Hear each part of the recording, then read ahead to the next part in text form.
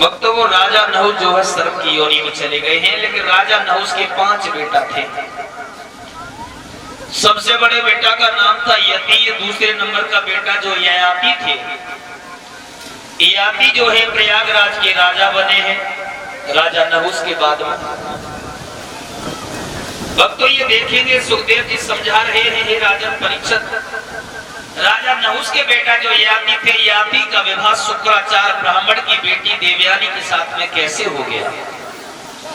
क्योंकि ययाति एक क्षत्रिय वंश के राजा थे और शुक्राचार्य एक ब्राह्मण थे, एक दूसरे से विपरीत थे, लेकिन ब्राह्मण की बेटी क्षत्रिय वंश में कैसे आ गई? सुखदेव जी समझा रहे हैं, हे राजा परीक्षित, ये शुक्राचार्य ब्राह्मण जो थे ये राक्षसों के गुरु थे और बृहस्पति ब्राह्मण जो थे वो थे देवताओं के गुरु। शुक्राचार्य ब्राह्मण जो थे एक ऐसी संजीवनी विद्या जानते थे, अगर कोई मर जाता था तो वो जीवित कर लेते थे। इस शुक्राचार्य पर एक पुत्री थी जिसका नाम था देवयानी, और शुक्राचार्य ब्राह्मण का एक शिष्य था जिसका नाम था बृहस्पति, वो एक राजा था, उसकी भी एक पुत्री थी जिसका नाम था शर्मिष्ठा, और उसी राज्य में शुक्राचार्य रहा करते थे। शुक्राचार्य की बेटी और बृहस्पति की बेटी, इन दोनों में बहुत गहरी मित्रता थी। आए तो संग, जाए तो संग, खाए तो संग, रहे तो संग, पिए तो संग, मतलब बहुत गहरी मित्रता थी, हमेशा साथ साथ रहा करती थी दोनों।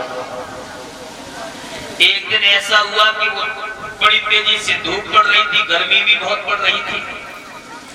राजा की बेटी शर्मिष्ठा ने देखा गर्मी बहुत तेज पड़ रही है,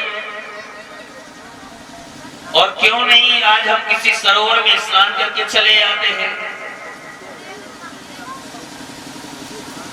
शर्मिष्ठा चली, बोले देवयानी के पास में जा रहे हैं, देवयानी से कहेंगे चलो कहीं घूम के आते हैं।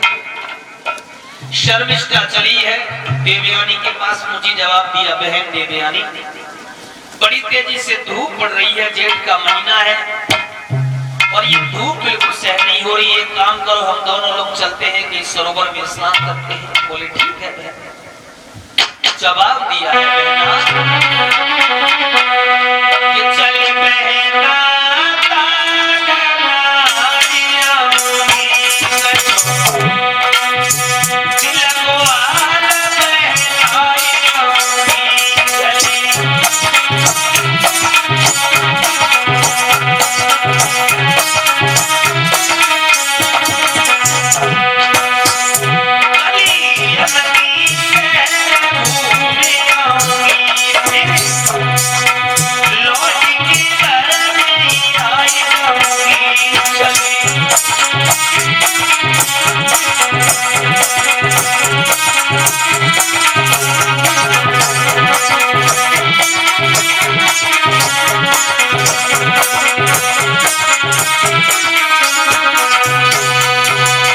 जवाब दिया, बहन चलो कहीं स्नान करके आते हैं सरोवर में। बोले ठीक है।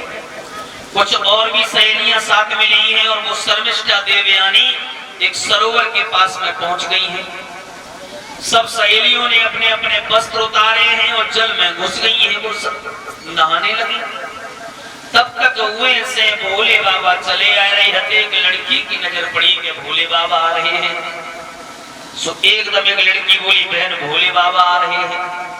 दूसरी बोली, एक काम करो थोड़ा डुबकी लगा लो जल में, भोले बाबा निकल जाइए, वैसे जल से बाहर हो जाइए हम तुम। तीसरी बोली, पागल हो गई हो का? अरे तुम्हें ये पता है कि भोले बाबा का समाधि जब पार में लगाए कि बैठ गए, तुम्हें जो मालूम है कि बरसल लोग बैठे ही रहते, उठते ही नहीं है। अगर का हिसाब से जब पारे पे बैठ गए तो हम सब डुब डुब करके जब पानी में मर जाइए। तासे भोले बाबा जहाँ तक नहीं आ पाए, तासे पहले निकलो, कपड़ा पहन दो, चलो घरे। बोले ठीक है। अब वो सब लड़कियां जो है जल से बाहर निकली हैं, अपने अपने वस्त्र पहनने लगे और धोखे से पर राजा की लड़की की कपड़ा शुक्राचार्य ब्राह्मण की बेटी जो देवयानी थी ने पहन लगी धोखे से। और धोखे से ऐसे बने कपड़ा पहने। शर्मिष्ठा ने जैसे देखी आगे बढ़ी, शर्मिष्ठा आगे बढ़ी, क्यों? तूने मेरे वस्त्रों को पहन लिया, तेरी इतनी बड़ी मजाल? तेरा बाप हमारे बाप के राज में हमारे बाप की रोटी के टुकड़ों पर पलता है और तूने हमारे वस्त्रों को पहन लिया। आगे बढ़ के एक थप्पड़ दिया देवयानी की गाल पर। अब नई खून की गुठरिया बहु रहे, रुको बाहु बनेगा। सो देवयानी को एक थप्पड़ शर्मिष्ठा दे दो। अब वो बामे देवे, दोनों में लड़ाई होने लगी। अचानक वह शर्मिष्ठा ने देवयानी की कलाई पकड़ ली और पीछे को धक्का मारती हुई ले गई और एक कुआं, तो वह कुआं में धक्का दो। सो देवयानी को वह कुआं में गिराए दो शर्मिष्ठा ने। ऐसा ही नहीं, वहां पे जब पकड़ी हाथ में हाथ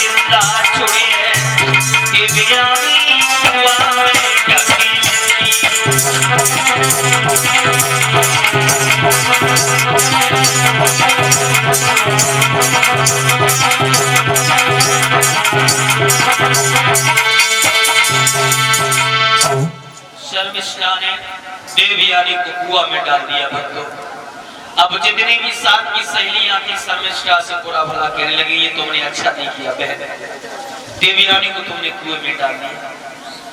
शर्मिष्ठा ने साथ की सहेलियों में फटकार लगाई है, वो राजा की बेटी की समधी में पड़ी। अब चलिए शर्मिष्ठा उन लड़कियों को लेकर अपने घर पहुंच गई। बेचारी देवयानी कुआं में पड़ी रही, सारी रात हो गई। बड़े बड़े भक्तों चिल्लाती रही, लेकिन कोई भी देवयानी को निकालने वाला नहीं आया। सवेरा जैसे हुआ है तो वही राजा नहुस के बेटा जो याति थे, जो प्रयागराज के राजा थे, घोड़ा पे सवार होकर चले जंगल की तरफ। उस कुआं से होके एक रास्ता जा रहा था, उस रास्ते से होके जा रहे थे और घोड़ा के टापों की आवाज जब देवयानी ने सुनी है तो वो देवयानी जो है कुएं में से आवाज लगाने लगी है, एक घोड़ा वाले बटोही, मेरी आवाज सुन रही हो तो जरा घोड़ा को ठहरा लो, हमें यहाँ से निकाल लो, मैं इस कुएं में पड़ी हुई हूँ। बहुत तेज से आवाज लगा रही है, बोली कि घोड़ा वाले जवान ने करू की जइयो में तो टेर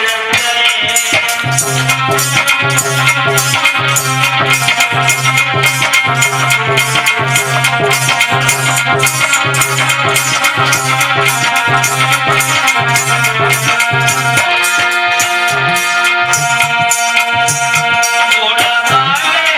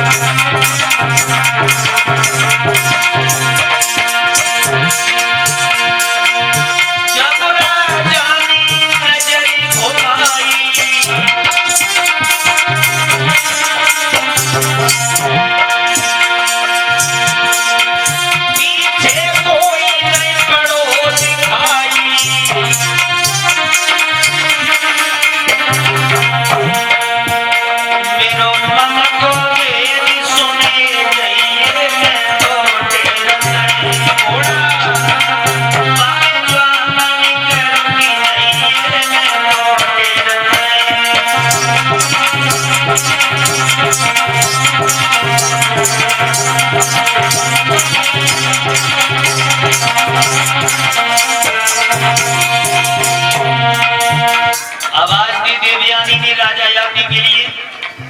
राजा याज्ञ के कानों में आवाज तो पहुंच गई। घोड़ा रोक करके पीछे देखा तो पीछे कोई दिखाई नहीं दिया कि कोई देवयानी कुआं में पड़ी।